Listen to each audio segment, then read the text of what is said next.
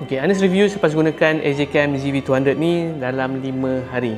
Okey, tapi quick update juga. Currently seller dah add dekat TikTok Shop. So kalau korang nak tahu pasal spek, color dan sebagainya, korang boleh check je dekat beg kuning dekat bawah. Okey, out of the box, apa yang korang akan dapat bila korang beli adalah kamera dengan bateri 800 mAh which is boleh lasting dalam 70 hingga ke 80 minit. And then korang akan dapat Type-C charging cable, dan yet carrying bag jenis Baldu, and then satu user manual. So sayangnya dia tak ada bagi free micro SD card. So korang kena beli asing, tapi maksimum capacity yang dia support adalah 64GB sahaja.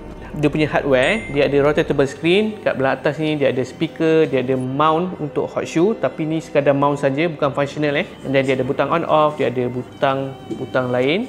And then dekat belah screen dia ada butang untuk playback, dia ada butang untuk setting, menu dan sebagainya. And then belah depan dia ada built-in flash. Belah tepi dia ada USB dan juga HD punya soket. Dan belah bawah ni untuk korang cabut bateri dan bubuh micro SD card. Dia ada skru untuk mounting. So dekat belah bawah ni dia ada untuk mic. Overall dia punya mic quality adalah quite okay, average, not the best, tapi cukup untuk social media. Itu summarize apa yang aku suka dekat kamera ni. Firstly, dia boleh ambil quite decent foto, dia ada macam-macam mood, dia ada macam-macam setting dan filter korang boleh guna. Dan dari segi video, bagi aku 5K ni adalah gimmick sajalah. Sebab apa? Kualiti dia adalah average saja, tapi still better daripada kamera yang sama harga dengan dia.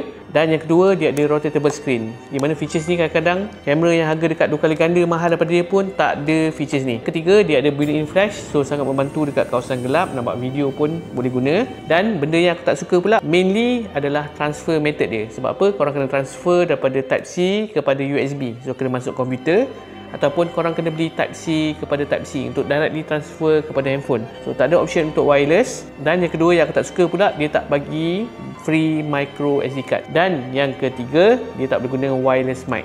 So daripada review aku tadi, so kalau korang berminat nak dapatkan kamera ni, boleh dapatkan dekat beg kuning dekat bawah.